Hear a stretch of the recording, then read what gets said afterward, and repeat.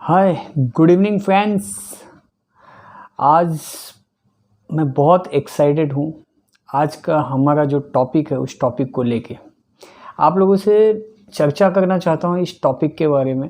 जैसे कि आप सभी लोगों को पता है कि लाइफ में मनी बहुत ही इम्पोर्टेंट रोल प्ले करता है।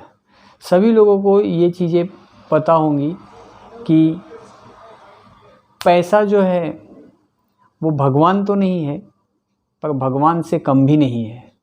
ये ज़्यादातर लोगों ने सुना होगा। आज उसी टॉपिक के बारे में मैं बताना चाहता हूँ।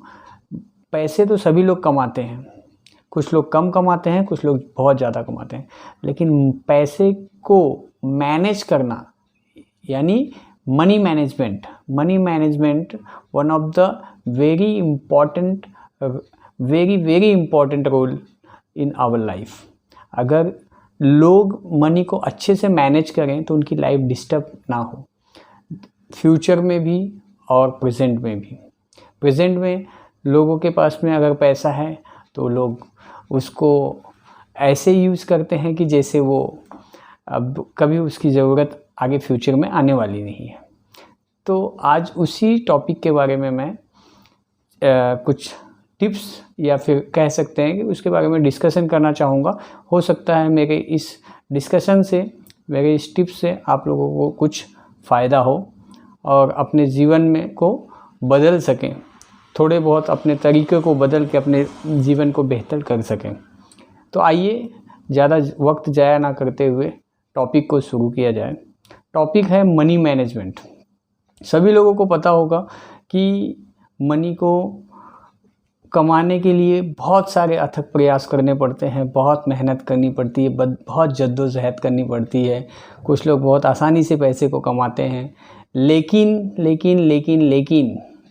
ये पैसे को बहुत कम लोग मैनेज कर पाते हैं। पैसे को कम मैनेज करने का मतलब ये है कि पैसे को किस तरीके से मैनेज करना है, उसके टिप्स हैं, उसका एक थंब रूल है, जिस रूल को मैं बताना चाहता हूँ। उसका रूल है 50-30-20।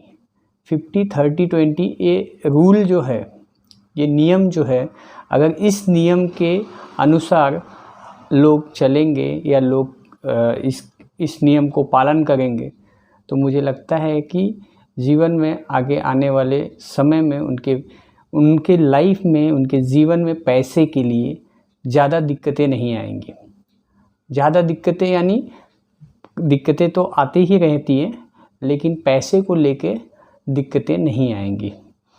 तो ये 50-30-20 का रूल क्या है, नियम क्या है, मैं आपको बताना चाहूँगा कि आपकी जो भी इनकम हो, किसी की हो सकता है 20,000 हो, किसी की 40,000 हो, किसी की 1 लाख रुपए हो, लेकिन जो भी इनकम होगी, जो भी सैलरी होगी, उसका 50% जो भी हिस्सा होगा वो उनकी रिक्वायरमेंट्स, उनकी ज़रूरत, उनकी नीड होनी चाहिए। नीड पे खर्च होना चाहिए। नीड क्या होती है? नीड होती है रोटी, कपड़ा और मकान। ये नीड होती है, बेसिक नीड्स। जैसे कि हम डेली खाना खाते हैं, डेली ट्रैवलिंग करते हैं और कपड़े हमें लेने पड़ते हैं यूज़ में। डेली तो नहीं लेते हैं, लेकिन ज़रूरी है। जो ग्रोसरीज होते हैं, बहुत सारी चीज़ें ऐसी होती हैं लाइफ में जो डेली रूटीन में हमें नीड है, बिना उसके काम नहीं चल सकता है। That is called need. तो ये नीड के ऊपर 50% आप खर्च कर सकते हो अपनी सैलरी के। ये एक पहला नियम है। दूसरा 30% क्या है? 30% होता है वांट्स। हर इंसान के लाइफ में, इंसान के मन में एक जिज्ञासा होती है, एक ख्वाहिश होती है कि भाई मेरे पास में भी ये बड़ी बड़ी महंगी मोबाइलें होनी चाहिए, महंगी गाड़ियाँ होनी चाहिए, या बहुत बड़ा बंगला होना चाहिए, घर होना चाहिए। इस तरीके की बहुत सारी ख्वाहिशें होती हैं।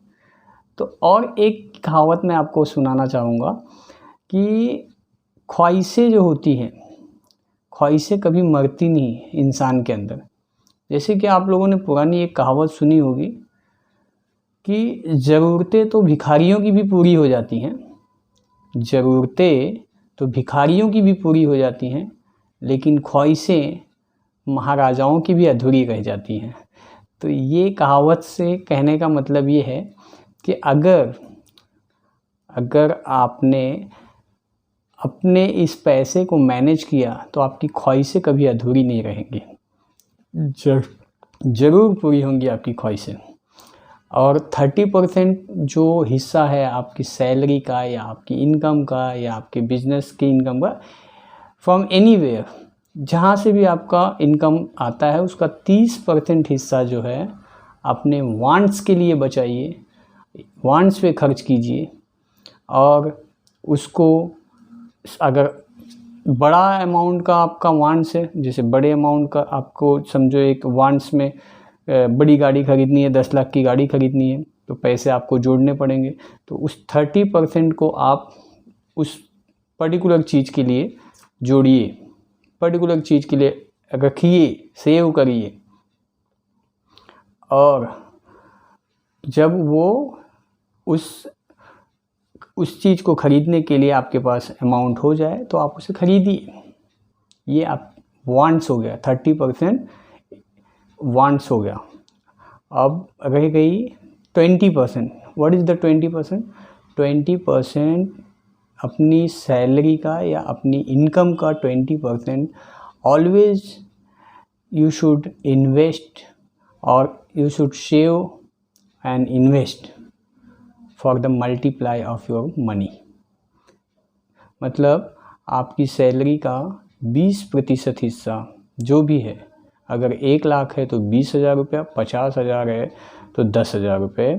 इस तरीके से आप अपनी सैलरी के अकॉर्डिंगली 20% उसका निकाल सकते हैं और वो सेव करिए और उसको इन्वेस्ट करिए, ना कि आप उसको सेव करके किसी बैंक में सेविंग अकाउंट में रखिए या कहीं पे ऐसी जगह पे रख दीजिए कि भाई हाँ भाई हर महीने मेरे पास पैसे आ रहे हैं, मैं 20% सेव कर रहा हूँ।